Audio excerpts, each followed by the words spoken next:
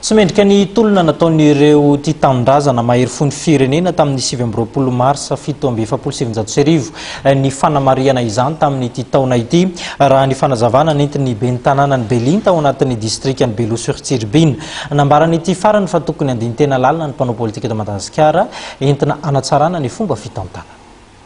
Fitiavana sy firaisankina ny malagasy ny tokony voaka tao anaty fankalazana ny fety 7 martsa araka ny fijerin'ny ben'ny tanàna Belinta distrikany Beloa-sur-Tsirbine saingy fiatsiana ady ary korotana ny nafafin'ny mpanao politika sasany hoy ny nambarany. Misy ny sasany atao hoe tsy fantatro nahoana ny fomba tiany hoe hitondrana n'ity firenena ity satria ohatrany hoe miantsy ady ka hatonga korotana ka irosona amin'ny atao hoe fasairanam-bahoaka indray izay azadiny fa efa niainana tito izay tsy ela ka eto zany raha ohatra ka manontany mikasika ny fahitanay ny zava-misy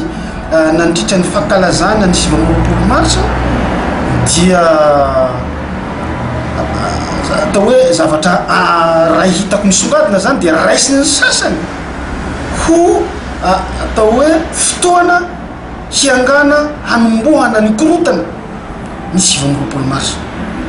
nefa amiko dia ohatra ny fanohatra zay zavatra zay ny fanoherana azo atao ny fitsikarana azo atao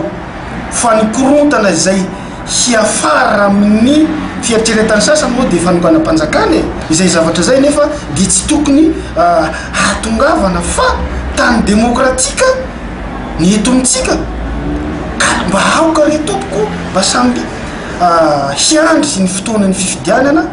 ary aoka mba samy hanamasaka ny foto-kevitra hijoroany an'tompo politika izay misy izay ananana ka mananeritreritra handrombaka ny fitondrana. Nanao antsoava mpanao politika mba hanova fomba fijery raha metraka soatoavina mendrika lovain'ny taranaka ity mpanao politika ity nambara fa misy fanararotana ny fahalalana maneho hevitra omeny fanjakana fahalalana izay tsy mijika hoy ny ben'ny tanàna Belinta fa tsy fahalemen'ny fanjakana fa fanajana ny demokrasia.